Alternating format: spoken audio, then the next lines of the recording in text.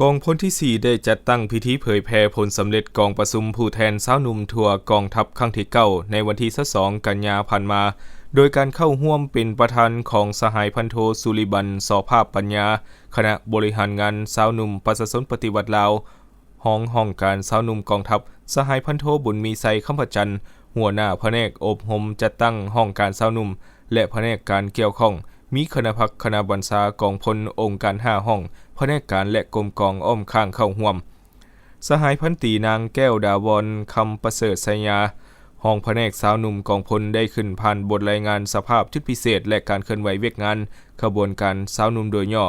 และยังได้ยกบางเนื้อในสำหรับแผนกสาวหนุ่มแม่นขึ้นกับห้องการเมืองกองพลที่ 4มีหน้าที่พลบทบาทในการเคลื่อนไหวจัดตั้งปฏิบัติแนวทางแผนนโยบายของพรรคกฎหมายของรัฐข้อกำหนดกฎระเบียบของคณะสาวหนุ่มประชาชนปฏิวัติลาวกฎระเบียบของกองทัพและมติคำสั่งต่างๆของคณะพรรคคณะบัญชากองพลก็คือบรรดานิติกรรมต่างๆของห้องการสาวหนุ่มกระทรวงป้องกันประเทศเฮ็ดหน้าที่โฆษณาศึกษาอบรม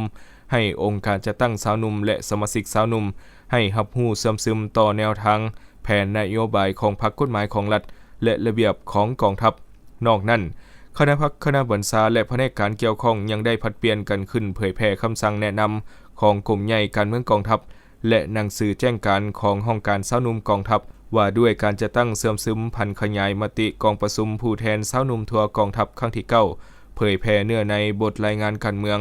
คำขวัญขบวนการสาวหนุ่มกองทัพสมัยที่9เผยแพร่บทโอลมเผยแพร่มติกองประชุมสาวหนุ่มผู้แทนทั่วกองทัพครั้งที่9ผ่านหนังสือข้อตกลงหนังสือมอบสิทธิ์ของศูนย์กลางสาวหนุ่มประชาชนปฏิวัติลาวพิธีมอบเหรียญไซสาวหนุ่มตะลุมบอลคณะสาวหนุ่มประชาชนปฏิวัติลาวให้บุคคลพันโทไมวันย่อมอุทิศอดีตหัวหน้าแผนกสาวหนุ่มกองพลที่4และพร้อมทั้งได้ลงกรมกองตัวแบบอยู่หากฐานที่ขึ้นกับ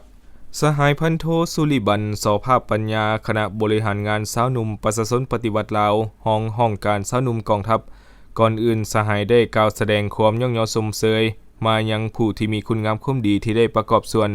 สุมเหือแหงสติปัญญาเข้าในการเคลื่อนไหวให้สำเร็จหน้าที่ที่คันถึงมอบหมายให้และยังได้ยกให้เห็นเกี่ยวกับหน้าที่พลบทบาทของเวียกงานสาวหนุ่ม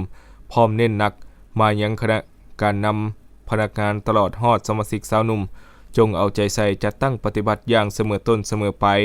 ในการศึกษาอบรมการเมืองแนวคิดปลูกจิตสำนึกที่ดีและสมาชิกสาวหนุ่มให้เสริมซึมกำแน่นมีทัศนะลักมันการเมืองนักแน่นโดยผ่านขบวนการสาวหนุ่มโดยรูปแบบเพื่อนช่วยเพื่อนการสร้างตัวแบบสาวหนุ่มหากฐานตัวแบบให้เป็นรูปธรรมเพิ่มทวีความสามัคคีเป็นเอกภาพภายในคณะบริหารงานสาวหนุ่มสมาชิกสาวหนุ่มนำพาเคลื่อนไหวถูกต้องตามระเบียบหลักการที่วางออกดำเนินชีวิตการเมืองรับประกันได้3ลักษณะคือลักษณะนำพาลักษณะศึกษาอบรมและลักษณะต่อสู้อย่างแข็งแรง